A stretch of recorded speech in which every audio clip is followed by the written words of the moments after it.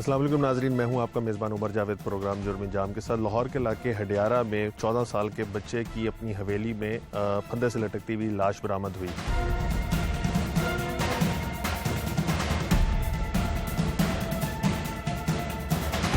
Police ने इब्तदाई तौर पे जब बच्चे की लाश को कब्जे में लिया तो उनका मानना यह था कि शायद बच्चे के साथ जिनसी ज़्यादती की गई और उसके बाद उसको फंदा लगाकर कत्ल किया गया है। बच्चा अपनी हवेली में इस दरवाजे से दाखिल हुआ था और फिर ये छोटा सा एक यहाँ पे कमरा सा बना हुआ है जिसके अंदर वो चला गया था और फिर यहाँ पर अमूमी तौर पे उसके वालिदैन बताते हैं कि वो यहाँ पर आके आराम करता था और 2-3 घंटे सो जाता था। अगर आप देख सकें और आपको अगर हाफिज़ इमरान दिखा सके तो एक छोटा सा कमरा है जिसके अंदर एक चारपाई पड़ी हुई है, मोटरसाइकिल खड़ी हुई है, कुछ लकड़ियाँ वगैरह जलाने के लिए यहाँ पे पड़ी हुई हैं और ये वो कुंडा है जिससे उसने उसकी लाश जो थी वो लटकती हुई पाई गई थी। ये एक मोटरसाइकिल भी खड़ी हुई है। अगर आप देखें तो इसकी हाइट जो है तकरीबन 7.5 फुट है। जब पुलिस ने लाश को कब्जे में लिया है तो मोटरसाइकिल भी यहाँ भी खड़ी हुई थी और बच्चे के चचा जो थे वो इस कमरे में दाखिल हुए थे और उन्होंने सबसे पहले देखा था कि बच्चे की लाश लटक रही है। क्या आया 14 साल का बच्चा इस तरह इतनी कम हाइट के फंदे से लटक कर खुद खुशी कर सकता है या नहीं कर सकता, या उसको किसी ने कत्ल किया गया है? क्या उसके वालिदैन की इस इलाके में कोई दुश्मनी वगैरह चल रही है, कोई लेन देन का तनाज़ा है? ये वाक़या क्यों कर पेश आया, क्या इसके मुहर्रिकात हैं? ना सिर्फ बच्चे के वालिदैन से जानने की कोशिश करेंगे बल्कि एनी शाहिद यानी जो उसके चचा इस कमरे में दाखिल हुए थे सबसे पहले जिन्होंने बच्चे की लाश को लटक कर देखा था, उनसे भी गुफ्तगू करेंगे और साथ ही साथ माहिर नफ्सियात से जानने की कोशिश करेंगे कि अगर किसी इस उम्र के बच्चे ने खुदकुशी करने का प्लान बनाया हो तो क्या उसके रवैये में कोई तब्दीली देखने में आती है और क्या इतनी छोटी उम्र का बच्चा खुदकुशी कर सकता है। और बुरसा से ख़ास तौर पर जानने की कोशिश करेंगे कि पुलिस इस तफ्तीश में क्या कर रही है और उनका क्या मौक़िफ़ है। तमाम चीज़ें इस 14 साल साकिब के कत्ल के मुतल्लिक या खुदकुशी के मुतल्लिक आपको बताएंगे आज के प्रोग्राम जुर्म अंजाम में।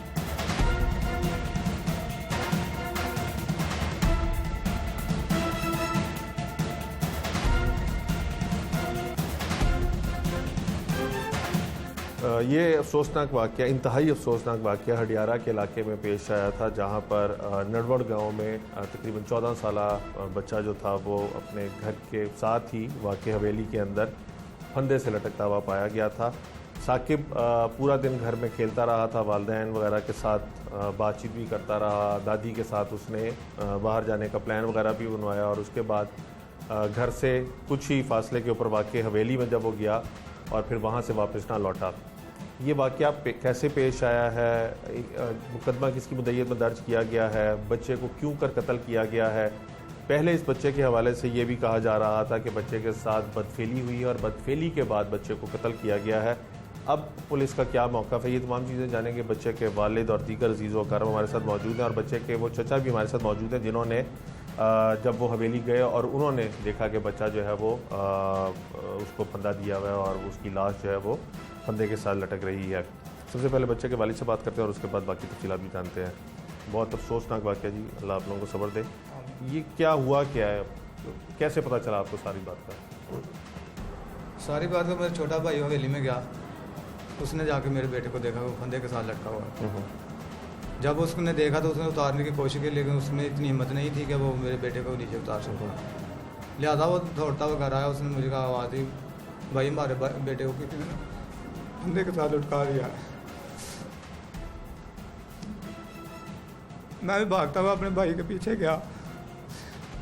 जब मैंने जाके देखा मेरा बेटा फंदे के साथ लटका हुआ है, मैं और मेरे भाई ने बहुत कोशिश की लेकिन उसके बाद कुछ और लोग आए, उन्होंने मदद की, हमारी ऊपर उठाया, हमने फंदे से मैंने अपने बेटे को नीचे उतारा। नीचे उतार के अपने बेटे को चारपाई पे लटाया। लटाने के बाद मैंने उसके मुंह के साथ मुंह लगा के हवा भी दी शायद कि मेरा बेटा बच जाए, लेकिन मेरा बेटा ख़त्म हो चुका था, उसकी डेथ हो चुकी थी। मैंने चारों तरफ देखा, मुझे कोई ऐसी चीज़ नज़र नहीं आई, लेकिन मैंने अपने बच्चे की चारपाई के नीचे देखा, वहाँ से थोड़ी चारपाई गीली थी। मुझे ऐसा लग रहा है कि मेरे बच्चे को किसी ने पहले चारपाई पे गला दबा के मारा है, जिसे गला दबाने के साथ मेरे बेटे की मौत हुई है। बाद में उसको फंदे के साथ आसिफ साहब है किस दिन का? ये वक़ुआ 14 तारीख का है, 14 सितंबर का। हाँ जी। उस दिन कैसे दिन शुरू हुआ आपका? साकिब क्या कर रहा था? स्कूल? बहुत अच्छा दिन था शुरू स्टार्टिंग में। 10-10:30 बजे के करीब मेरे पास वो दुकान में था। 10:30 से लेकर आपके साथ दुकान पे बैठता है? हाँ जी, कभी बैठता है कभी नहीं बैठता, ज़्यादातर वो घर में रहता है।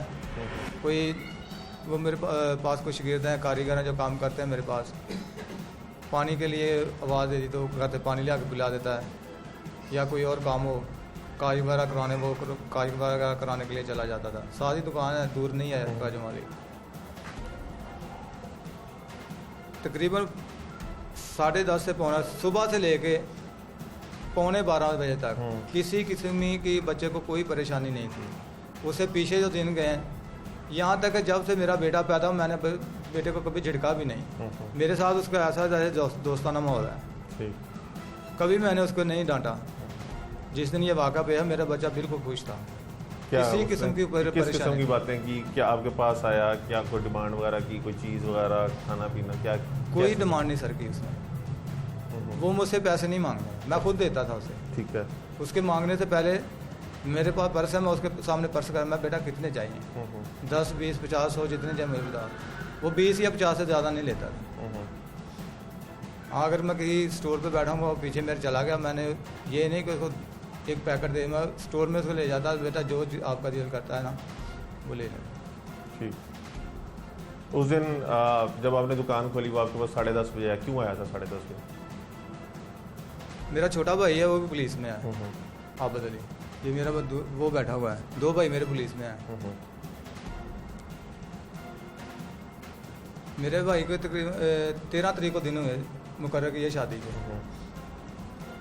मेरी भी हमशीरा ने फ़ोन किया, मुझे बताया कि भाई छोटे का दिन मुकर्रर करती हैं शादी के। तो मैंने कहा ठीक है, मैं अम्मा से बात करूँगा, फिर मैं आपको बताऊँगा। तो इसी वजह से सुबह मेरी वालदा ने कहा मेरी है ना अपनी बड़ी भाई से बात कराओ, मैं पूछूँगी किस तरह के दिन कैसे रखा है, क्या तारीख है, क्या दिन है, जो भी सिस्टम है वो बड़ी बाजी को ये मुझे पता। मैंने बेटा मेरा 10-10:30 बजे के करीब मेरे पास आया दुकान में, मुझे कहना कि पापा पप्पू से बात करनी है मैंने, तो आप मुझे मोबाइल दे दें। मैंने कहा बेटा इसमें ना बैलेंस नहीं है, तुम मुझसे पैसे लो और जाके लोड करा के ले आओ। वो लोड करवा के लेके आया मेरे पास, मैंने उसको पैकेज लगा के दिया। अच्छा। तकरीबन 46 मिनट, पूरे 46 मिनट बात की है पप्पू के साथ। मेरे बच्चे ने पप्पू के साथ बात की, मेरी वालदा ने अपनी बेटी के साथ बात की। उसी दौरान उसने अपनी दादी से बात की कि उसकी दादी ने जाना था उधर, अपनी मेरी जो नानी है उसकी तबीयत नहीं, उसको पता लेने के लिए जाना था, तो पीर या मंगल को जाना था। उसी दौरान उसने दादी को रजामंद कर लिया कि दादी मैंने आपके साथ जाना है। तो दादी ने कहा ठीक है, लेकिन वो कहने लगा पापा को मैंने बोला था, पापा कह रहे मैं नहीं आपको जाना, मेरा काम थोड़ा ज़्यादा है, तो आप मेरे पास ही रहना। उसने थोड़ा असरार किया, दादी मान की ठीक है मैं आपके पापा से बात कर रहा हूँ। मैं दोबारा वो मेरे पास आया, कोई थोड़ा काम था मेरी वालदा को मेरे साथ, कोई कपड़ा सिलाई करना था। तो मुझे बुला, पहले तो कपड़े की बात की, बेटा मुझे ये थोड़ा काम है कर दो। मैं ठीक है मम्मी जी मैं कर देता हूँ आपको। काम के दौरान मेरी वालदा ने पूछा मैंने ना गाँव जाना है, तो मेरी वालदा मजदूर है गाँव से। अच्छा। वो चल नहीं सकती। मैंने बोला मम्मी जान आप कैसे जाएंगे, आप उतरना चढ़ना आपके लिए बहुत मुश्किल है, तो मैं आपको छोड़ आऊँगा। कहने लगी तो नहीं तुम बेटा इधर ही रहना, कोई जानवरों का काम है, दुकान का काम है, घर का काम है, तो मैं ना साकिब को साथ ले जाऊँगा। अच्छा। तो अल्लाह जानता मैंने एक दफ़ा भी इनकार नहीं किया।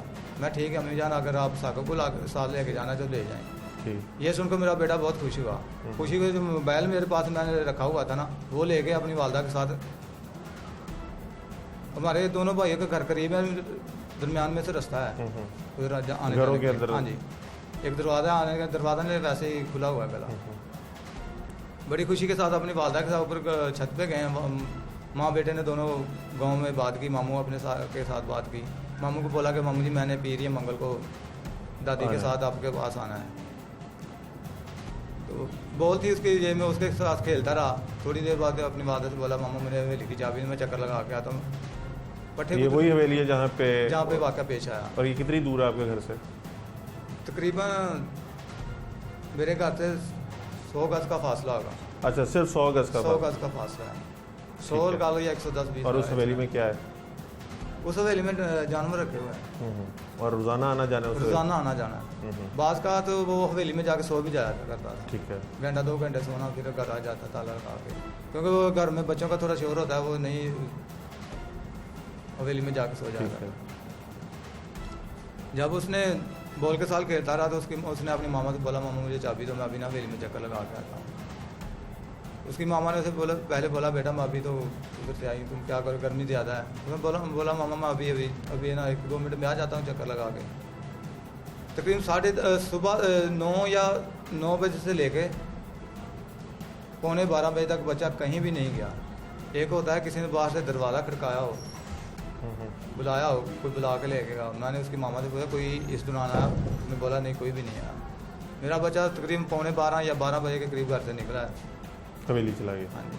उसके बाद मेरा बच्चा जिंदा घर नहीं आया, लटका हुआ पाया हमने। जब इब्तदाई तौर पे आपके बेटे की ऐसे लाश हवेली से बरामद हुई तो कहा यही जाता रहा कि बदफेली के बाद उसको कत्ल किया गया है। हाँ, बच्चे को पहले गुरकी हॉस्पिटल में ले गए। गुरकी हॉस्पिटल वाले डॉक्टरों ने यही बोला कि बच्चे का 100% जवाब बदफेली हुई है।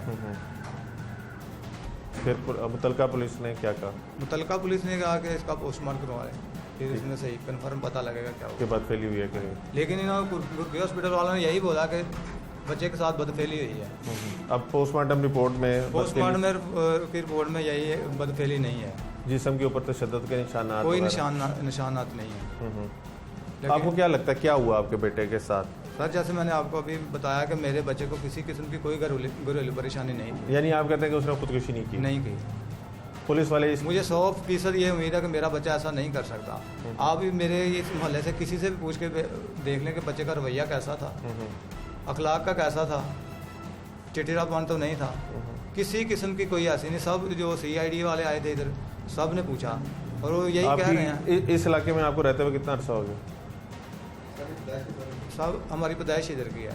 कोई लड़ाई झगड़ा किसी से, नहीं कोई लेन देन का तनाज़ा, लेन देन कोई का तनाज़ा नहीं। जायदाद वगैरह के मसले जी। कोई? तो आपको क्या लगता है कौन लोग आपके बेटे को कत्ल कर सकते हैं? सर इंशाल्लाह कोशिश है कि कोई ना कोई सुराग मिले इसका। जो रात रिपोर्ट शाम को कल रिपोर्ट लेके आए थे पुलिस वाले, वो ये कह रहे थे कि आपके बेटे के साथ बदफेली नहीं हुई है, फंदे के साथ मौत हुई है। लेकिन मैंने उन्हें कहा अगर मेरा बेटा ऐसा काम करता है तो गीली जगह पेशाब जो फंदे के नीचे होना चाहिए था, वो चारपाई पे क्यों? फिर यानी आप कहते हैं जहाँ भी आपका बेटा लटका हुआ था वहाँ पर गीली जगह नीचे गीली जगह होनी चाहिए थी, चारपाई पे नहीं होनी चाहिए थी। मेरा जहन ये कहता है कि मेरे बेटे को पहले चारपाई पे गला दबा के, जिस तरह भी उसने जालिम ने ये किया है, चारपाई पे पहले उसको ख़त्म किया, बाद में उसको लटका दिया। लटकाने के कोई मुश्किल नहीं है लटकाना। छत जो है तकरीबन 7 फुट है, उसके साथ कुंडा लगा हुआ है, 1 फुट का परना लगा लो, पीछे 5-5.5 फुट बचता है। हवेली की हाइट छत की ठीक थी, लेकिन वो जगह गहराई में हो गई थी, भर्ती डाल के हमने सोचा, लेकिन छत उसी जगह पे है। आपको लगता है कि किसी शख्स ने ऐसे जाके जी तो कोई दुश्मनी की बुनियाद पे क्या हो सकता है? कोई वजह भी तो होगी ना किसी हर सर अभी कोई वजह मालूम नहीं। इंशाल्लाह कोशिश है हमारी कि जिसने भी ये मोहल्लेदार क्या कहते हैं? मोहल्लेदार भी यही कहते हैं कि ये बच्चा ऐसा नहीं है, खुदकुशी नहीं कर सकता। बाजी आप बताइएगा कितने बच्चे हैं आपके? मेरे माशाल्लाह 8 बच्चे हैं, 5 बेटियां, मेरी 3 बेटे थे। इसका कितना नंबर था? ये तीसरे नंबर वाला है। कैसा इसका रवैया वगैरह? इसका रवैया बहुत अच्छा है। जी जब से पैदा हुआ है खुशहाल तबीयत है, कभी इसने कोई ऐसी हरकत नहीं की जिसकी वजह से मैं ये मान सकूं कि मेरे बेटे ने खुदकुशी खुद की है। बाजी जिस दिन ये वाकया पेश आया उससे पहले उसका रवैया कैसा था? उसका रवैया बिल्कुल ठीक था। वो सुबह सुबह अपने पापा के साथ बाहर गया, हमने एक भैंस रखी हुई है, उसके लिए चारा लेके आए हैं वो अपने पापा के साथ। पापा उसके घर आ गए हैं, उसने वो चारा काट के घर आ गया। तकरीबन मैं सुबह 8-8:30 बजे से हवेली में मैं अपना काम करती रही हूँ। मुझे घर आए सिर्फ 1 घंटा हुआ है। सही। तो उसकी वैसे रूटीन थी 12-1 बजे जी, वो रोजाना ऐसे ही जाता था, जाके सो जाता था। उसके पापा कभी लेके आते थे उसे उठा के, या खुद आ जाता था।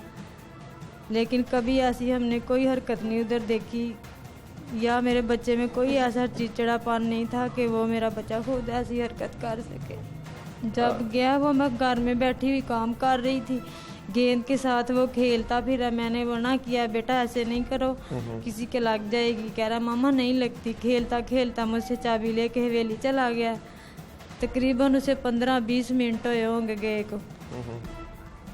जब मुझे उसकी ये खबर मिली है, मैं भागती हुई वहाँ गई। मैंने जाके अपने बेटे को देखा, इतनी बुरी तरह से लटकाया हुआ था उधर। वाह जी, अगर 1 मिनट के लिए ये माना जाए कि आपके बेटे को कत्ल किया गया तो वो तो पता चल जाएगा। और अगर दूसरा पहलू जिसके ऊपर पुलिस भी तफ्तीश कर रही है कि अगर खुदकुशी की है तो उसके रवैये में कोई आपने कुछ दिनों पहले फ़र्क देखा? क्योंकि आमतौर पे माहिर नफ्सियात यही कहते हैं कि अगर किसी नहीं, ने ऐसा कोई रवैया नहीं था मेरे बेटे में, कोई ऐसी कोई बात हुई नहीं हमारे आपस में। कभी उसने को बताया हो किसी के साथ लड़ाई झगड़ा? नहीं, कभी किसी के साथ कोई झगड़ा हुआ ही नहीं। हाँ जी, स्कूल उसे दाखिल कराई अभी 10-15 दिन हुए थे। ये कोरोना की छुट्टियों की वजह से ना वो घर पे ही था। 10-15 दिन हुए हैं, फिर दोबारा छुट्टियां हो गई 8 दिन की। स्कूल में कोई उसका नहीं, अभी वो नया शेयर करता था वो? हाँ जी बिल्कुल। क्या बताता था, यानी किस किस्म की गुफ्तगू आपसे करता था? कोई नहीं, उसका सिर्फ एक ही दोस्त है, वो हमारा हमसाया, उस बच्चे का नाम राशिद है। उसके साथ वो खेलता था, रोजाना खेलता भी। वो ये सामने हमारे स्कीम बनी हुई है, इधर ग्राउंड में वो खेलते थे, गेंद बल्ला खेलते थे। सही। और किसी के साथ उसकी कोई दोस्ती नहीं है, ना उसके पास मोबाइल है, ना कहीं वो जाता है। सुबह से घर 2 मिनट के लिए बाहर गया, खेल कूद के घर आ गया। ज़्यादा वक्त उसका अपने पापा के साथ गुजरता था, या दुकान में या हवेली में, और मेरा बेटा कहीं नहीं जाता। अब चचा को लीजिएगा। आप भी अपने भाई के साथ ही काम करते हैं? ये लैदा शॉप आपका लैदा काम है? किस चीज़? दर्जी की दुकान। रहते आप इधर ही हैं? नहीं, मेरा घर लैदा है। यानी इसी इलाके में रहते हैं? साथ ही रहता हूँ भाई के। उस दिन क्या आप कर रहे थे? आप कैसे आपका हवेली जाना हुआ? आप भी रोज़ाना हवेली जाते हैं? तो क्या हुआ उस दिन? क्या करने के लिए आप हवेली गए और कैसे आपने ये सारा देखा? सर मेरी ना तबीयत थोड़ी सी खराब सी, बुखार जो हल्का हल्का बुखार सी। ठीक है। तो मैं को बाहर नहीं जाएगा पट्ठे लैन वास्ते। ठीक है। तो मैं बस वो पट्ठे बकरियां इस तरह सुट देंगे, खांदियां रहंदियां, कुछ छड़ देंदियां ही। मैं उन्होंने हलाल हो के ना गुजारा किया। मैं चल कोई नहीं, शाम को लैवांगे पट्ठे ठंडे। 1 ਦਾ टाइम होया सर, 1:45 ਦਾ टाइम होया तो 2 बच्चे छोटे मेरे को काम करते हैं स्कूलों आ गए, अली रजा ते फिजान। ठीक है। वो दोनों आ गए ने सर जी। तो मैं देखा कि बच्चे आ गए ने, तो चलो बकरियां भुखियां ने, तो मेरे को हजे धुप्प बहुत तेज है। हूँ तो नहीं, असर की नमाज पढ़ के ठंडा मौसम हो जाएगा, नाले मेरे मुंजी लाई सर जी 4 किले, उन्होंने नज़र मारा, उन्हें पट्ठे लैवांगे बकरियां वास्ते। मैं चलो 2-3 घंटे बकरियां ज़्यादा भुख लगी है, तो मैं बाहर छड़ देने, बकरियां बाहर फिरन ना तबीयत सही रही है नहीं। मैं बच्चा आ गया सर जी। मैं जल्दी रजा नूं चाबी दी। मैं बेटा जाके ताला खोल, मैं मानी मेरा बड़ा बेटा है, मैं मानू लैके मैं घर आया, बच्चे नूं चाबी दे के। वो बच्चा चाबी लैके हवेली से तुर पिया। मैं घर आया, मैं वालदा नूं अपनी पूछे, मैं मी जी मानी कितने है? तो वालदा मेरी सुन मुस्कुरा रही, हस रही, कहती बेटा मानी तो कह रहे मैं अपने पापा का काम कराना। मैं भी हसन लग पाया सर। मैं क्या मानी अम्मी एवं करदा काम मेरे सवाह करांदा, पता नहीं किधर मिल गया। सर मैं उससे पहले मैं अम्मी तक गया नहीं, मैं उत्थों ही वापस हो गया जो पता लगा कि अब्दुररहमान घर नहीं है। मैं बाहर निकलिया तो सामने मेरी दुकान का जाली मानी बाहर निकल गया उस दुकान से। लो सर जी, मैं मानी मेरे वाल नूं, तो मैं मानी वाल नूं, असीं टुर पे। मानी ने मेरी उंगली फड़ दी, टुर पे, टुरते जा रहे थे। जिस बच्चे ने मैं चाबी दी है ना, वो गेट के थल्लों की लंघन की कोशिश कर रहा है। अच्छा, हवेली गए? हवेली गए।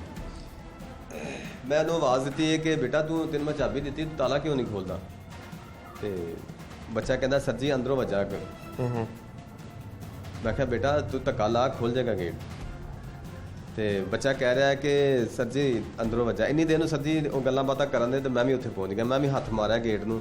तो कुंडी अंदर से लगी हुई थी? हाँ जी। बस टाइम इस तरह होंदा है कि जो साकब या मेरा भाई मोटरसाइकिल अंदरों कढ़दे ही ना, बारी की जंदरी ला देंगे सी बाहरों, तो वड्डा गेट जा घुट के बंद कर देंगे। इस तरह महसूस होंदा है जिवें कि गेट बंद है, बाहरों ताला लगा, अंदर नहीं बंदा जा सकता। जो मैं जाके हथ मारिया सर, तो गेट नहीं खुला। मैं कहा अच्छा बेटा थल्लों जाके खोल। सर जी बच्चा स्पीड का लंघिया, फरतीला बच्चा स्पीड का लंघ, उन्हें कुंडी खोली। सर जी मैं बैठकल नज़र ही नहीं मारी, मैं सीधा अपनी बकरियां को चले गया, क्योंकि 1 ਦਾ टाइम सी। टाइम देख के गया, कारी साहब ने नमाज पढ़ी, कारी साहब इकल्ले दुकान पर रह गए सी। ਇੱਕ ਕਾਰੀਗਰ ਹੋਰ ਸੀ, ਉਹ ਇਹ ਅੱਧਾ ਘੰਟਾ 12:30 ਵਜੇ ਉਹਨੂੰ ਇੱਕ ਕਾਰੀ ਸਾਹਿਬ ਹੋਰ ਲੈ ਗਏ।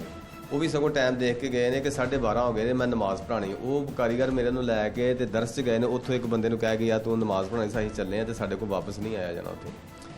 ਉਹ ਕਹਿ ਕੇ ਤੇ ਚਲੇ ਗਏ ਨੇ। ਮੁੜ ਕੇ ਮੈਂ ਜਦੋਂ ਗਿਆ ਹਵੇਲੀ, ਮੈਂ ਵੀ ਟਾਈਮ ਦੇਖ ਗਿਆ ਕਿ ਕਾਰੀ ਸਾਹਿਬ ਇਮਾਮ ਮਸਜਿਦ ਜਿਹੜੇ ਮੇਰੇ ਕੋਲ ਕੰਮ ਕਰਦੇ, ਮੈਂ ਇਹਨਾਂ ਵੀ ਨਮਾਜ਼ ਪੜ੍ਹਾਉਣੀ ਹੈ ਤੇ ਇਹ ਕਿੰਨਾ ਕੁ ਟਾਈਮ, ਮੇਰੇ ਜ਼ਿਹਨ ਦੇ ਮੁਤਾਬਕ ਮੈਂ ਟਾਈਮ ਦੇਖਿਆ ਇਹ ਪੂਰਾ 1 ਦਾ ਟਾਈਮ ਹੋਇਆ। ਮੈਂ 15 ਤੋਂ 20 ਮਿੰਟ ਮੇਰੇ ਕੋਲ ਹੈਗੇ ਨੇ, ਮੈਂ 5-10 ਮਿੰਟ 'ਚ ਬੱਕਰੀਆਂ ਖੋਲ ਕੇ ਬੱਚਿਆਂ ਦੇ ਅੱਗੇ ਲਾ ਕੇ ਵਾਪਸ ਆ ਜਾਣਾ, ਕਾਰੀ ਸਾਹਿਬ ਨਮਾਜ਼ ਪੜ੍ਹਾਉਣ ਚਲੇ ਜਾਣਗੇ। ਜਦੋਂ ਗਏ ਆ ਸਰ ਜੀ ਤੇ ਉਹਨੇ ਬੱਚੇ ਨੇ ਅੰਦਰੋਂ ਕੁੰਡੀ ਖੋਲੀ, ਮੈਂ ਸਿੱਧਾ ਹੀ ਚਲੇ ਗਿਆ ਬੱਕਰੀਆਂ ਕੋਲ। ਬੱਕਰੀਆਂ ਖੋਲੀਆਂ ਨੇ, ਇੱਕ ਛੋਟਾ ਬੱਕਰਾ ਸੀ, ਉਹਨੇ ਜਰਾ ਖਿੱਚੀਆਂ ਲਾ ਕੇ ਨਾ ਖਿੱਚੀਆਂ ਲਾ ਕੇ ਤੇ ਗਨ ਟੈਟ ਕੀਤੀ। ਉੱਥੇ ਮੈਨੂੰ 2 ਜਾਂ 3 ਜਾਂ 4 ਮਿੰਟ ਲੱਗ ਗਏ। ਮੈਂ ਬੱਕਰੀਆਂ ਬਾਹਰ ਕੱਢ ਕੇ ਤੇ ਮੈਂ ਬੱਚਿਆਂ ਨੂੰ ਕਹਿ ਰਿਹਾ ਕਿ ਬੇਟਾ ਧੁੱਪ ਬੜੀ, ਧੁੱਪ 'ਚ ਨਾ ਫਿਰਿਓ ਜੇ। ਬੱਕਰੀਆਂ ਅੱਗੇ ਨੂੰ ਕਰਕੇ ਨਾ ਆਪ ਉੱਥੇ ਕਮਰਾ ਇੱਕ ਬੈਠਕ ਜੀ ਬਣੀ ਹੈ, ਲੈਂਟਰ ਪਿਆ, ਮੈਂ ਉਹਦੀ ਛਾਂ 'ਚ ਬਹਿ ਜਾਓ। ਕਹਿੰਦੇ ਠੀਕ। ਸਰ ਜੀ ਮੈਂ ਫਿਰ ਮੇਰੇ ਜ਼ਿਹਨ 'ਚ ਖਿਆਲ ਆਇਆ ਕਿ ਅੱਜ ਅਜੀਬ ਵਾਕਿਆ ਇਹ ਹੋਇਆ ਕਿ ਅੰਦਰੋਂ ਕੁੰਡੀਆਂ ਲੱਗੀਆਂ ਨੇ। ਅਕਸਰ ਅਸੀਂ ਤਾਲਾ ਖੋਲ ਕੇ ਤਾਲਾ ਉੱਥੇ ਟੰਗ ਦਿੰਦੇ ਹਾਂ। ਮੇਰੇ ਜ਼ਿਹਨ ਦੇ ਮੁਤਾਬਕ ਜ਼ਿਹਨ 'ਚ ਖਿਆਲ ਆ ਰਿਹਾ ਕਿ ਲੱਗਦਾ ਕੋਈ ਤਾਲਾ ਲੈ ਗਿਆ ਤੇ ਜਿਹਦੀ ਵਜ੍ਹਾ ਤੋਂ ਮੇਰੇ ਭਤੀਜੇ ਸਾਕਮ ਨੇ ਜਾਂ ਮੇਰੇ ਭਾਈ ਨੇ ਅੰਦਰੋਂ ਕੁੰਡੀਆਂ ਲਾਤੀਆਂ ਨੇ। ਤੇ ਮੈਂ ਕਿਹਾ ਉਹ ਕੁੰਡੀਆਂ ਅੰਦਰੋਂ ਲਾ ਗਏ ਨੇ, ਲੇਕਿਨ ਮੇਰੇ ਕੋਲ ਤਾਂ ਨਹੀਂ ਕੁੰਡੀਆਂ ਅੰਦਰੋਂ ਲੱਗਣੀਆਂ। ਮੇਰੇ ਜ਼ਿਹਨ 'ਚ ਇਹ ਸਵਾਲ ਇਹ ਉੱਠਿਆ ਕਿ ਬੈਠਕ ਨੂੰ ਇੱਕ ਤਾਲਾ ਲੱਗਾ ਹੁੰਦਾ, ਉਹ ਖੋਲ ਕੇ ਤੇ ਇੱਥੇ ਲਾ ਦੇ। ਜਦੋਂ ਇਹ ਸਵਾਲ ਮੇਰੇ ਜ਼ਿਹਨ 'ਚ ਆਇਆ ਸਰ ਜੀ, ਤੇ ਮੈਂ ਜਾ ਕੇ ਨਾ ਬੈਠਕ ਵੱਲ ਰੁਝਾਨ ਮੇਰਾ ਧਿਆਨ ਹੋ ਗਿਆ। ਮੈਂ ਜੇ ਬੈਠ ਕੋਲ ਫਾਸਲੇ ਤੇ ਤਾਂ ਵੇਖਿਆ ਜਿਹੜਾ ਤਾਲਾ ਬਾਹਰ ਵਾਲਾ ਉਹ ਨਾਲ ਕੁੰਡੇ ਤੇ ਲਟ ਗਿਆ, ਜਿਹੜੀ ਚਾਬੀ ਭਾਈ ਕੋਲ ਹੁੰਦੀ ਉਹ ਤਾਲੇ ਦੇ ਵਿੱਚ ਚਾਬੀ। ਮੈਂ ਜਾ ਕੇ ਸਰ ਜੀ ਉਹ ਤਾਲੇ ਨੂੰ ਹੱਥ ਪਾਇਆ। ਪਹਿਲੇ ਦਰਵਾਜ਼ਾ ਥੋੜਾ 2 ਉਂਗਲਾਂ ਖੁੱਲਿਆ ਸੀ ਜਾਂ 4 ਉਂਗਲਾਂ ਖੁੱਲਿਆ ਸੀ, ਮੈਨੂੰ ਨਹੀਂ ਨਜ਼ਰ। ਜਦੋਂ ਮੈਂ ਤਾਲੇ ਨੂੰ ਹੱਥ ਪਾਇਆ ਨਾ, ਦਰਵਾਜ਼ਾ ਥੋੜਾ ਜਿਹਾ ਹੋਰ ਖੁੱਲ ਗਿਆ। ਇੱਕ ਦਾ ਟਾਈਮ ਦੁਪਹਿਰ ਲੱਗੀ, ਰੋਸ਼ਨੀ ਫੁੱਲ ਹੋ ਗਈ ਤੇ ਦੇਖਿਆ ਸਾਕਬ ਸਾਹਮਣੇ ਲਮਕਿਆ। ਮੈਂ ਸਾਕਬ ਬੇਟਾ ਤੂੰ ਇੱਥੇ ਕੀ ਕਰਨੇ ਆ? ਸਾਕਬ ਨਹੀਂ ਸਰ ਬੋਲਿਆ। ਮੈਂ ਫਿਰ ਦੁਬਾਰਾ ਮੈਂ ਕਿਹਾ ਬੇਟਾ ਸਾਕਬ ਤੈਨੂੰ ਕੀ ਹੋਇਆ? ਸਾਕਬ ਨਹੀਂ ਬੋਲਿਆ ਸਰ। ਜਦੋਂ ਨਹੀਂ ਬੋਲਿਆ ਮੈਂ ਜਾ ਕੇ ਨਾ ਉਹਦੇ ਵਿੱਚ ਫੱਟਾਂ ਨੂੰ ਜੱਫੀ ਪਾ ਲਈ। ਹੱਥ ਸਰ ਜੀ ਉਹਦੇ ਇੱਥੇ ਲਮਕੰਦੇ ਨੇ, ਫੰਦਾ ਉਹਦੇ ਇੱਥੇ, ਇੱਥੋਂ ਜਾ ਰਿਹਾ ਫੰਦਾ ਇਸ ਤਰ੍ਹਾਂ, ਇੱਥੇ ਨਹੀਂ ਹੈ ਸਰ ਜੀ। ਇਸ ਤਰ੍ਹਾਂ ਫੰਦਾ ਇਸ ਤਰ੍ਹਾਂ ਧੋਣ ਉਹਦੀ, ਇੱਥੇ ਫੰਦਾ ਇਸ ਤਰ੍ਹਾਂ ਜਾ ਰਿਹਾ। ਇਹ ਕਾਫੀ ਖੁੱਲਾ ਵਾਇਆ। ਜੇ ਸਾਕਬ ਸਰ ਜੀ ਮਾਸ਼ਾਅੱਲਾ ਤੰਦਰੁਸਤ ਬੱਚਾ ਹੀ, ਹਿੰਮਤ ਮਾਰ ਕੇ ਝਟਕਾ ਲਾ ਕੇ ਖੋਲ ਆਪਣੇ ਧੋਣ ਬਾਹਰ ਕੱਢ ਸਕਦਾ। ਸਰ ਜੀ ਉਹਦੇ ਹੱਥ ਖੁੱਲੇ ਸੀ, ਉਹ ਉੱਤੋਂ ਰੱਸੇ ਨੂੰ ਪਾ ਸਾਫੇ ਨੂੰ ਹੱਥ ਪਾ ਕੇ, ਜੇ ਸਾਫੇ ਨਾਲ ਲਟਕਾਇਆ ਉਹਨੂੰ ਹੱਥ ਪਾ ਕੇ ਸਰ ਜੀ ਉਹ ਉਤਰ ਸਕਦਾ ਸੀ। ਨਾਲ ਮੋਟਰਸਾਈਕਲ ਖਲੋਤੀ ਸਰ, ਉਹਨੂੰ ਮੋਟਰਸਾਈਕਲ ਤੇ ਸਪੋਰਟ ਲੈ ਕੇ ਬੱਚਾ ਉਤਰ ਸਕਦਾ। ਪਿੱਛੇ ਚਾਰਪਾਈ ਤੇ ਬੱਚਾ ਸਪੋਰਟ ਲੈ ਕੇ ਉਤਰ ਸਕਦਾ। ਸਾਹਮਣੇ ਲੱਕੜਾਂ ਨੇ, ਉਹ ਤੋਂ ਸਪੋਰਟ ਲੈ ਕੇ ਬੱਚਾ ਆਪਣੀ ਜਾਨ ਬਚਾ ਸਕਦਾ ਸੀ। ਚਲੋ ਸਰ ਰਿਪੋਰਟ ਦੇ ਮੁਤਾਬਕ ਲਾ ਲਓ, ਪੁਲਿਸ ਕਹਿੰਦੀ ਹੈ ਕਿ ਰਿਪੋਰਟ ਦੇ ਮੁਤਾਬਕ ਬੱਚੇ ਦੀ ਮੌਤ ਫੰਦੇ ਨਾਲ ਹੋਈ ਹੈ। ਤੇ ਮੈਂ ਸਰ SHO ਨਾਲ ਵੀ ਰਾਤੀ ਗੱਲ ਕੀਤੀ ਕਿ ਸਰ ਦੇਖੋ ਮੋਟਰਸਾਈਕਲ ਲਾ ਕੇ ਖਲੋਤੀ ਹੈ, ਠੀਕ ਹੈ, ਲਾ ਲਓ ਸਾਡੇ ਬੱਚੇ ਦੀ ਜ਼ਿੰਦਗੀ ਇੰਨੀ ਸੀ ਸਰ, ਜਾਨ ਨਿਕਲੀ ਉਹਦੀ, ਕਮ ਸੇ ਕਮ ਮੋਟਰਸਾਈਕਲ ਨੂੰ ਪੈਰ ਮਾਰਦਾ, ਪਿੱਛੇ ਚਾਰਪਾਈ ਨੂੰ ਪੈਰ ਮਾਰਦਾ, ਸਾਹਮਣੇ ਲੱਕੜਾਂ ਨੂੰ ਪੈਰ ਮਾਰਦਾ ਤੇ ਪੈਰ ਕੋਈ ਜ਼ਖਮ ਹੁੰਦਾ, ਕੋਈ ਖਰਾਸ਼ ਹੁੰਦੀ ਸਰ ਉਹਦੇ। ਕੁਝ ਵੀ ਨਹੀਂ, ਪੈਰ ਬਿਲਕੁਲ ਸਾਫ਼। SHO ਨੇ ਕਿਹਾ ਕਿ ਅਸੀਂ ਦੇਖੋ ਇਹ ਪਹਿਲੀ ਰਿਪੋਰਟ ਆਈ ਹੈ, ਹਾਈ ਸ਼ੁਰੂਆਤ ਹੈ, ਬੜੀਆਂ ਰਿਪੋਰਟਾਂ ਆਉਣੀਆਂ ਨੇ, ਸ਼ਾਇਦ ਅੱਲਾ ਕਰੇ ਅਗਲੀ ਰਿਪੋਰਟ ਦੇ ਵਿੱਚ ਸਾਨੂੰ ਕੋਈ ਨਜ਼ਰ ਆ ਜਾਵੇ। ਤੁਸੀਂ ਵੀ ਕੋਸ਼ਿਸ਼ ਕਰੋ, ਅਸੀਂ ਵੀ ਕੋਸ਼ਿਸ਼ ਕਰਨੇ ਹਾਂ ਤੇ ਇਨਸ਼ਾਅੱਲਾ ਕੋਈ ਨਾ ਕੋਈ ਸਾਨੂੰ ਹੱਲ ਮਿਲੇਗਾ। ਦਵਾਈ ਖੈਰ ਕਰਕੇ ਗਏ ਨੇ SHO ਸਾਹਿਬ, ਬੜੀ ਅੱਛੀ ਦੁਆ ਕੀਤੀ ਉਹਨਾਂ ਨੇ, ਅੱਲਾ ਪਰਦਾ ਫਾਸ਼ ਕਰ ਦੇ ਜ਼ਾਲਮਾਂ ਦਾ, ਅਸੀਂ जल्द ਉਹਨਾਂ तक पहुँच जाइए। आसिफ साहब आप बताइएगा कि आप बस आखिर में क्या कहेंगे? आखिर में सर मैं यही कहूँगा कि जिसने भी मेरे बच्चे के साथ यह काम किया है वो सामने आए। मुझे बहुत अफसोस है मुझे सर, मैंने अपने बच्चे को कभी बुरा भला नहीं कहा, इतना अच्छा था मेरा बेटा, मेरे हिसाब से मेरे बाजू बन गया था वो, मेरे जितनी तकरीबन 4.5-5 फुट के साथ हाइट थी उसकी, मुझे कोई परेशानी थी घर में, सारा दिन बाहर, मुझे पता था मेरा बेटा है घर में काम करने के लिए, बेफिक्र होकर जाया करता था। मैं अल्लाह से यही दुआ करता हूँ कि अल्लाह जिसने भी मेरे बेटे के साथ ये काम किया है वो सामने आ जाए, कोई नजायज़ ना पकड़ा जाए। यानी आप चाहते हैं कि सख्त जिसने भी आपके बेटे को कत्ल किया है तो उसको सख्त से सख्त सजा दी जाए। और पुलिस क्या कर रही है इस बारे में? आपको लगता है कि पुलिस जो कार्रवाइयाँ कर रही है आप उससे मुतमईन है? कोशिश तो है, पुलिस वालों की कोशिश कर रहे हैं। उन्होंने कल हमको बोला था कि आप भी कोशिश करें, हम भी कोशिश करें। जिस तरह मैंने उनको बोला था कि अगर गीली जगह फंदे के नीचे होती, लेकिन वो आपको, उन्होंने अपनी गुफ्तगू में आपको कहीं कहा है कि उनको भी लगता है खुदकुशी है या कत्ल ही है, वो क्या कहते हैं इस हवाले से? सर मैं वही बता रहा हूँ आपको कि अगर फंदे के नीचे होती गीली जगह, फिर मानने में आती है। पुलिस वाले भी यही कहते हैं कि देखो आगे रिपोर्टें आती है उसमें कोई शवाहद आते हैं ना खुदकुशी के। सही, ठीक है, वो भी इस चीज़ को मानते हैं गीली जगह होती तो फंदे के नीचे होती, चारपाई के नीचे ना आती। सही, बहुत शुक्रिया। आप साकिब के वालिद और दीगर वालदा और अजीज़ व अकारिब की गुफ्तगू सुन रहे थे। पुलिस अपने तौर पे तफ्तीश कर रही है, लेकिन इब्तदाई तौर पे जो चीज़ ये सामने आई थी कि उसको ज़्यादती के बाद कत्ल किया गया है, वो पोस्टमार्टम रिपोर्ट के अंदर चीज़ साबित हो गई कि ज़्यादती नहीं हुई। और अगर बच्चे को कत्ल किया गया है तो इनका कहना है कि वे कातिलों को जल्द से जल्द पुलिस को पकड़ना चाहिए और सामने लेके आना चाहिए। और अगर बच्चे ने खुदकुशी की है तो वो भी जो फ्रांजिक के लिए नमूने भेजे हुए हैं उसके अंदर भी ये चीज़ जो है वो काफ़ी हद तक क्लियर हो जाएगी कि बच्चे ने खुदकुशी की है या उसको कत्ल किया गया है। लेकिन 14 साल का साकिब जिस तरह से अपनी हवेली में मुर्दा हालत में पाया गया है, शकूक व शुबहात, घर वालों को भी बहुत ज़्यादा इलाके के अंदर भी तशवीश है और जिम्मेदारी जो है वो पुलिस के ऊपर ही आयद होती है कि वो इस केस को जल्द से जल्द सॉल्व करे ताकि एक जो टेंशन बनी हुई है इस इलाके के अंदर वो ख़त्म हो सके।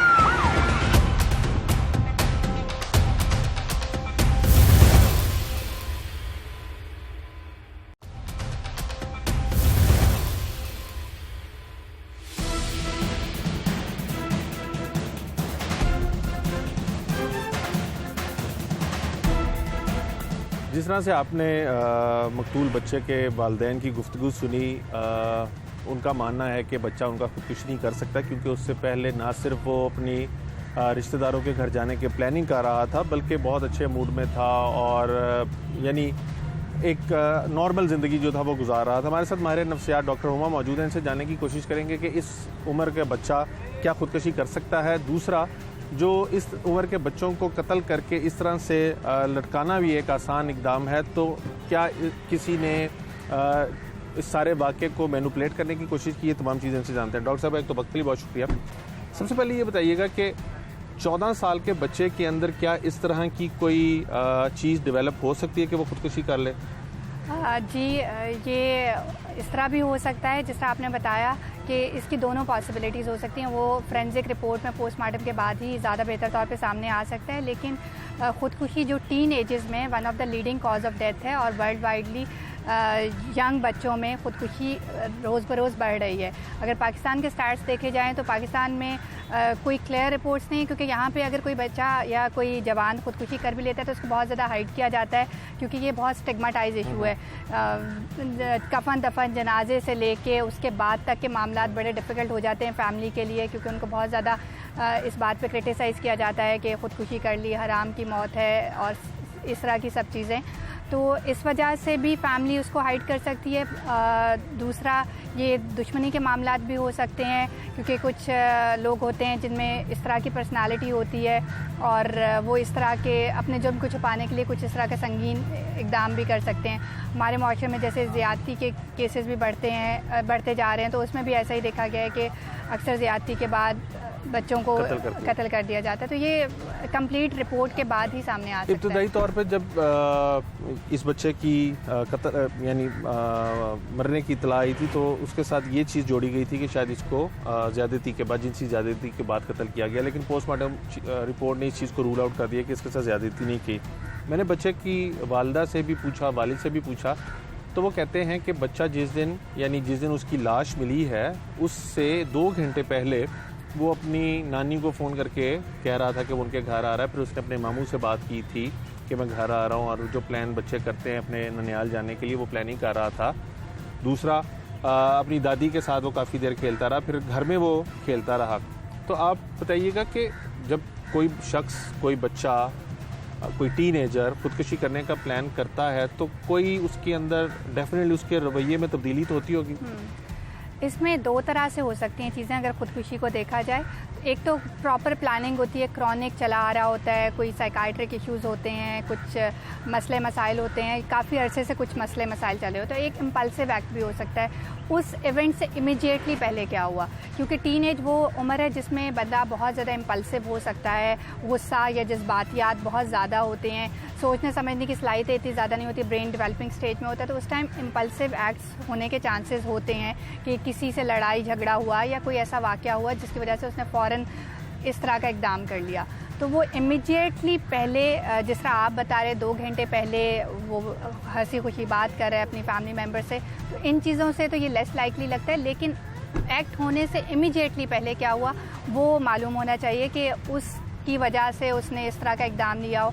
और बाकी फोरेंसिक रिपोर्ट से ज़्यादा बेहतर तौर पे अगर कॉज ऑफ डेथ सामने आ जाती है तो उसमें ज़्यादा बेहतर तौर पे मालूम डॉक्टर साहब, अगर अब हम दूसरा एस्पेक्ट इसका देखें कि कोई कत्ल भी कर सकता है, तो दुश्मनियों में अमूमी तौर पे छोटी उम्र के बच्चों को, ख़वातीन को कम टारगेट किया जाता है।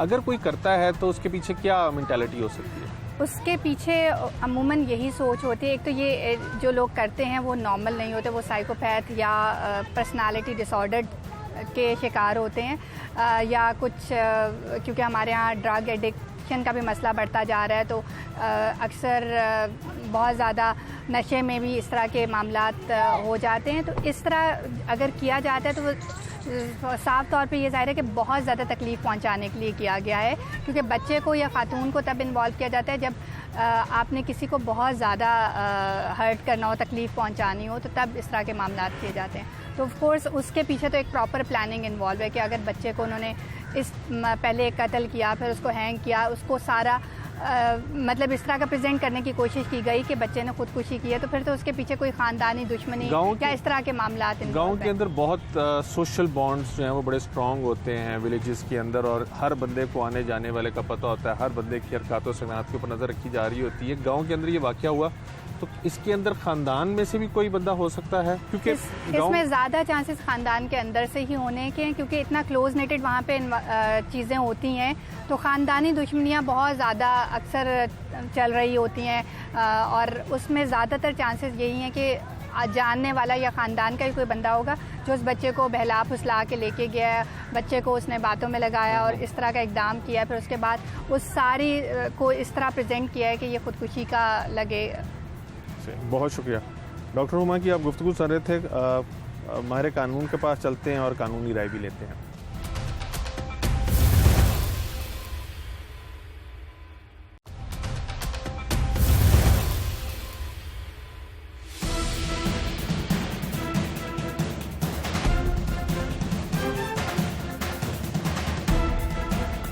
जिस केस के ऊपर आज हम प्रोग्राम कर रहे हैं उसके अंदर अपेरेंटली जो बिल्कुल केस जब शुरू हुआ था तो उसके अंदर ये कहा गया था कि बच्चे के साथ ज़्यादती हुई और उसके बाद उसको कत्ल किया गया है, लिहाजा मुकदमा जो था वो 302 और 377 की दफ़ात के तहत दर्ज हुआ था। बाद में जैसे जैसे तफ्तीश आगे बढ़ी तो पुलिस ने पोस्टमार्टम करवाया तो ये मालूम हुआ कि बच्चे के साथ ज़्यादती नहीं हुई। अब पुलिस को ये भी शुबा है कि कहीं बच्चे ने खुदकुशी तो नहीं की। फिर पुलिस कत्ल की तहकीकात भी कर रही है। आपने फुरसा की गुफ्तगू सुनी। फुरसा कहते हैं कि बच्चा उनका खुदकुशी हरगिज़ नहीं कर सकता, क्योंकि उस दिन वो बिल्कुल नॉर्मल उनके साथ खेल कूद रहा था और बाकायदा वो अपनी रिश्तेदारों के घर रहने जाने के लिए प्लान बना रहा था, जिसके लिए उसने मुतअद्दिद कॉल्स भी की थी। हमारे साथ सीनियर माहिर कानून सोहेल मुर्शिद साहब मौजूद हैं। इनसे कुछ तो मुकदमे के बारे में पूछते हैं और इस सारे केस में बहुत ज़्यादा उलझने हैं, तो किस तरह से ये केस आगे क्या कोर्स ऑफ लॉ होगा ये भी जानने की कोशिश करेंगे। सोहेल साहब, एक तो वक्त के लिए बहुत शुक्रिया। ये बताइएगा कि सबसे पहले जो पुलिस को इतला मिली और जो दरख्वास्त दी गई उसके मुताबिक बच्चे के साथ जिनसी ज़्यादती भी की गई थी और उसके बाद उसको कत्ल कर दिया गया था, जिसकी वजह से पुलिस ने 377 और 302 का मुकदमा दर्ज कर लिया। अब जब ज़्यादती नहीं हुई तो फिर आगे कैसे क्या होता है? अच्छा, मैंने FIR को पेरूज किया है।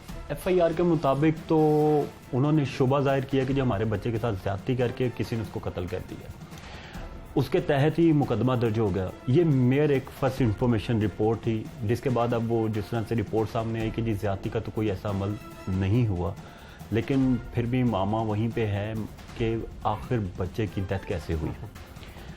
अब जो FIR की स्टोरी है उसमें मुद्दई मुकदमा ने कुछ नहीं देखा, मुद्दई मुकदमे को इतला देने वाला है उसका भाई। बिल्कुल।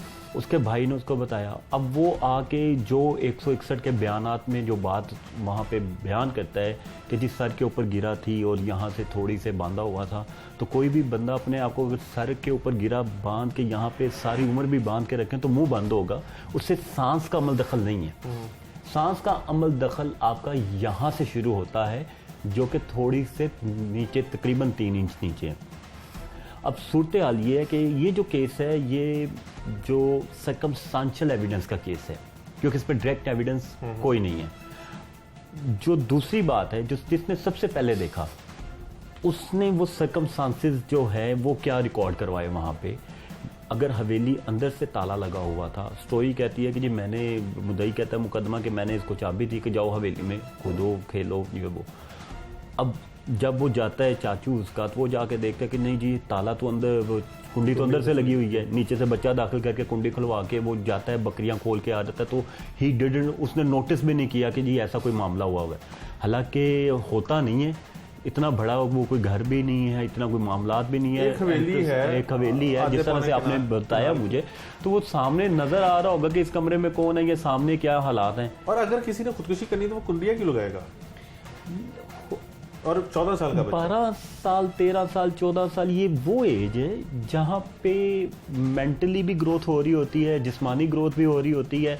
गलतकारी में बहुत से बच्चे आ जाते हैं, ठीक है, लेकिन जो मेडिकल रिपोर्ट आई है उसने तो वाज़ेह कर दिया कि ये गलतकारी का केस नहीं है, या मर्डर केस हो गया। अब मर्डर केस में जो साइकोलॉजिकल, जिस तरह आपने बताया बच्चा प्लानिंग कर रहा था, तो ये एज ही ऐसी है कि बच्चे प्लानिंग करते हैं अपनी छुट्टियां गुजारने का। जिस तरह से कोरोना चल रहा है, स्कूल बंद है, कॉलेजेस बंद है, लोग कहते हैं हम इधर उधर चले जाएं, कजन्स की तरफ चले जाएं, तो वो ये तो साइन ऑफ हैप्पीनेस है ना कि जी ही इज इन प्लानिंग, कि वो प्लान कर रहा था। लेकिन ये जो काम है खुदकुशी वाला, ये है फाइनल पीक, जिसको डिप्रेशन की कहते हैं साइकोलॉजिकल टर्म में। जो बंदा डिप्रेस हो जाए फ्रॉम हिज लाइफ या हर लाइफ जो भी है, उसका जो पीक है वो खुदकुशी है। बिल्कुल। वो उसको ऐसा इकदाम करने पे मजबूर करती है कि जिंदगी ने कुछ नहीं दिया, अब खुदकुशी कर ले। उसका वालिद भी यही कहता है बच्चे का कि मेरा बेटा हरगिज़ खुदकुशी नहीं कर सकता, ये कत्ल है। अब जब पोस्टमार्टम रिपोर्ट में ये चीज़ आ गई है कि वो उसके साथ ज़्यादती नहीं हुई तो उसका कत्ल हुआ है, यानी उसकी मौत जो है वो सांस बंद होने से हुई है। अब वो गले से भी दबा के सांस बंद किया जा सकता है, फंदा डाल के भी दिया जा सकता है, केस चलेगा कैसे? और वो ये भी शुबा साथ करते हैं कि शायद इसने खुदकुशी की हो। हाँ, इसमें जो सर्कमस्टांशियल एविडेंस जिस तरह आपने पहले बयान की है, उसमें सूरत हाल जो लग रही है वो कत्ल जैसी ही लग रही है कि उसका यूरन एक जगह पे है चारपाई के पास, वो दूसरी जगह वहाँ से 100 गज के फासले के ऊपर एक बाइक है, बाइक के ऊपर वो लटका हुआ है 1 गज के फासले पे, 1 गज के फासले पर। तो वो 1 गज के फासले पर बंदा अगर लटका हुआ होगा तो यूरन जो इकट्ठा हुआ है, वो जाहिर बात है वो चारपाई के ऊपर हुआ है। चारपाई के ऊपर क्या वहाँ पे कोई तकिया वगैरह, कोई दरी, कोई और चीज़, कोई रस्सी, हो सकता है वही कपड़ा जिससे बाद में उसको बांध के और ठीक से वो बंधा ना हो, उसी से लटका दिया गया हो, वो उसी से उसके सांस को रोका गया हो। मामला जो मुझे लगता है और मेरी दूरंदेशी जो मैं समझता हूँ, मामला ये नहीं है। मामला इसके पीछे जो वजह अनाद है वो कुछ और है। वजह अनाद ये आप देख लीजिएगा, बहुत से ऐसे केसेस हुए हैं कि वो अपनी ही फैमिली का कोई ना कोई बंदा निकल आता है जिससे कभी कोई लड़ाई हुई होती है या जिससे कोई ज़्यादा डांट डपट हो जाती है, कोई ऐसा मामला हो जाता है कि वो गुस्से में तैश में आके वो ऐसा इकदाम कर देते हैं, बाद में उसको कत्ल का रंग देने की कोशिश करते हैं। जब इन्वेस्टिगेशन होती है उसके बाद फिर वो पकड़े भी जाते हैं। लेकिन मुझे भी ऐसा ही कोई मामला लग रहा है कि इनका कोई ना कोई रिश्तेदार, क्योंकि जिस तरह के एरियाज आप बता रहे हैं वो एरिया है, वहाँ पे अजनबी बंदा आ जा भी नहीं सकता। बिल्कुल। अजनबी बंदा जब भी उस गली में मोहल्ले में आएगा वो पकड़ा जाएगा। और एक काम करने ऐसा आएगा तो किसी को नहीं पता होता कि किसी के घर में, इस हवेली में अंदर कुत्ते हैं, अंदर चौकीदार है, अंदर क्या है। ये पूरा मामला जो है ये इतना सुलझा हुआ मामला नहीं है। It is a planned murder I think. 377 अब खत्म हो जाएगी। 377 जाहिर बात है उसको कोऑपरेटिव उसकी मेडिकल एविडेंस ने करना था। अगर मेडिकल में नहीं आया तो मेडिकल को चैलेंज किया जाना चाहिए था या देखना चाहिए था मुकम्मल तौर पर कि ये मामला हुआ है कि नहीं हुआ। अब दूसरी तरफ अगर ऐसा कोई मामला नहीं है कि जिसमें अननेचुरल ऑफेंस हुआ हो, अगर ऐसा कोई मामला नहीं है तो फिर दूसरा मामला ज़्यादातर यही होता है कि देयर इज़ समथिंग, कोई जदाद वगैरह होती है या कोई बंटवारे का मसला हो रहा होता है या फैमिलियों का ऐसा मामला होता है, उनको एक दूसरे को सबक सिखाने के लिए, एक दूसरे का हक लेने के लिए कि जदाद उसको ट्रांसफ़र ना हो जाए, ऐसे मामले होते हैं। तीसरा एक मामला ये भी होता है कि कहीं पे खेल कूद में, मोहल्लेदारी में लड़ाई हो जाती है, वो रंजिश पालना शुरू कर देते हैं, उस रंजिश में वो मौका निकाल के ऐसा काम करते हैं। और अगर पुलिस जिस तरह से अभी कोशिश कर रही है ये कन्विंस करने की कि लड़के ने खुदकुशी की है, फिर तो केस खत्म हो जाएगा, फिर तो ये दोनों दफा जो हैं वो हजम कर दी जाएगी। बात तो ये है कि फिर तो 302 का केस ही नहीं ना रहेगा। अगर ये साबित हो जाता है कि ये खुदकुशी की है तो फिर तो 302 का केस नहीं है। लेकिन जो सर्कमस्टेंशियल एविडेंस जिस तरह से आप बता रहे हैं कि 1 गज के फासले पर चारपाई भी है और उधर वहाँ पे यूरिन गिरा हुआ है, फिर सफोकेशन से उसकी डेथ हो रही है। अब कोई भी बंदा जब भी अपना सांस रोकता है तो उसकी बॉडी एक रिएक्शन करती है, उसकी मज़ाहमत करती है, चाहे वो पक्की दीवार भी हो ना, उसके ऊपर उसके नाखून या जिस्म रगड़ेगा या कुछ करेगा, ऐसे ज़ख्मों के निशान उसकी बॉडी पे रह जाते हैं। अब जब तक वो रिपोर्ट नहीं आती, मेडिकल रिपोर्ट, हम उस पर भी फाइनल नहीं बता सकते कि ये DNA रिपोर्ट आए, पता चले कि किस किस बंदे का क्या रोल है या कितने बंदों ने उसको छुआ, कितनों ने काबू करके पकड़ा। 12-13 साल की उम्र का बच्चा वो रेजिस्टेंस तो ज़रूर करेगा। बिल्कुल, ये कोई छोटी उम्र का बच्चा नहीं है, कोई 2-2.5 साल का नहीं है कि जिसको आपने यूं करके बगल में दबा लिया और वो हिलने नहीं दिया। ये 12-13 साल का बच्चा है और वो उसकी रेजिस्टेंस कोई ना कोई वहाँ पे कुछ ना कुछ ज़रूर है। उस जगह को अगर मुकम्मल तौर पर उसके इर्द गिर्द जगह को, हालात को देखा जाए तो वहाँ पे ज़रूर ऐसी चीज़ें मिल जाएंगी जो वो बता सकती हैं कि इस क्राइम सीन में हुआ क्या है। बहुत शुक्रिया। हमारे कानून सुहेल मुर्शिद साहब की आप गुफ्तगू सुन रहे थे, गुस्सा का भी आपने बयान सुना। 14 साल का बच्चा जो है वो मुर्दा हालत में अपनी हवेली में पाया गया है और सिर्फ अभी तक कंफर्म जो हो सका वो यही है कि बच्चे के साथ जिनसी ज़्यादती नहीं हुई, लेकिन बच्चे ने खुदकुशी की है या कत्ल किया है। पुलिस इसको अभी तक जान नहीं सकी और वो जो पंजाब फोरेंसिक साइंस एजेंसी को रिपोर्ट्स नमूने भेजे हैं, उसकी रिपोर्ट्स का इंतज़ार करिए ताकि वो रिपोर्ट्स आएँ तो उसके बाद हतमी तौर पर कुछ बताया जा सके कि कत्ल क्या हुआ। लेकिन मुर्शिद साहब जो अपने तजुर्बे की रोशनी में बता रहे हैं वो कह रहे हैं कि लाजमी अगर पुलिस इसको अपनी फ़र्ज समझ के इस केस को करे तो इसके अंदर कुछ ना कुछ ऐसा ज़रूर निकलेगा जहाँ से उनको लीड्स मिल सकती हैं, क्योंकि इस तरह के इलाकों में इस तरह का गैर मामूली कत्ल करना जो है वो मुश्किल काम होता है। इसलिए फैमिली का कोई ना कोई बंदा जो है वो मुलविस हो सकता है। और इतनी छोटी उम्र में हमारे नफ्सियात भी यही कह रहे हैं कि इतनी छोटी उम्र में खुदकुशी करने के चांसेस जो है वो बहुत कम होते हैं। आज के प्रोग्राम से टीम जर्मिन जावर अपने मेज़बान उमर जावेद को इजाज़त दीजिए। अगले प्रोग्राम में मुलाकात होगी अल्लाह के बाद।